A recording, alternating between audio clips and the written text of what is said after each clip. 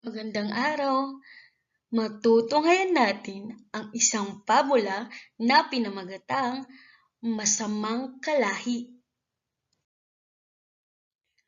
Buhat ng mapatakbo ni Tonyong Tandang, si Tenoryong Talisain ay humanap na ng ibang libutan at madaling nakapamayagpag na muli ang talisain. Ang mga katyaw na leghorn doon ay madaling nasilaw sa balitang bilis at lakas ni Tenoryong Talisain.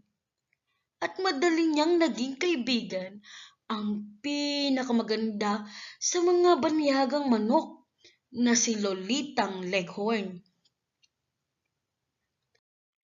Isang araw ay galit na umuwi si Denang Dumalaga. Naku! Ang bulalas ng Dumalaga. Ako pala ay sinisiraan ni Tenoryong Talisain. Ako raw ay naging kasintahan niya. Di yata't ang bulalas din ni Aling Martang Manok.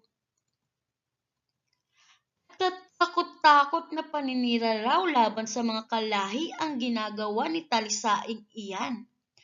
Tayo raw ay kinakahiya niya. Masamang lahi raw tayo.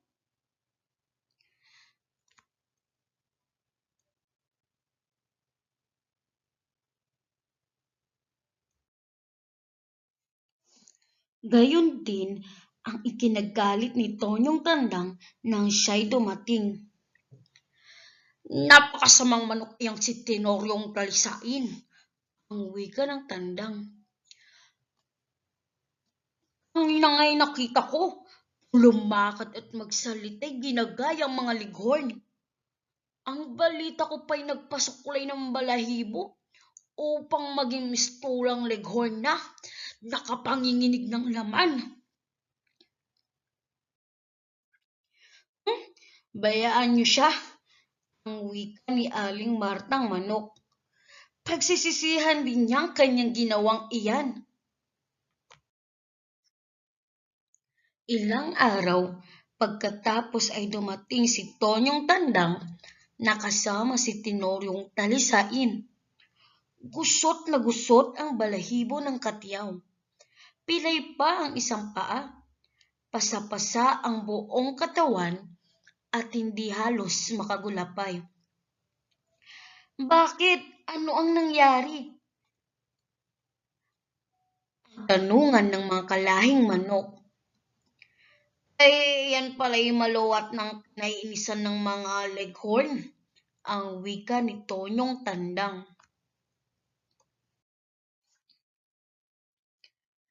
Ang inangay nakita ko na lamang na pinagtutulungan ng 4 na katyaw na leghorn. Bakit hindi mo papabayaang mapatay? Tayo rin lamang ay kinakaya niya at itinatakwil pa. Talaga sanang ibig ko ng pabayaan, ngunit hindi rin ako nakatiis. At talaga namang kung hindi ako sumakloy, nasirang Tenoryong Talisain na siya ngayon.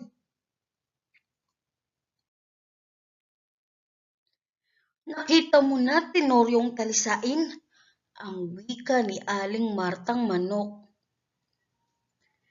Yang kalahi, kahit masamain mo, talagang hindi makatitiis. At dyan na nga nagtatapos ang ating pabula sa araw na ito.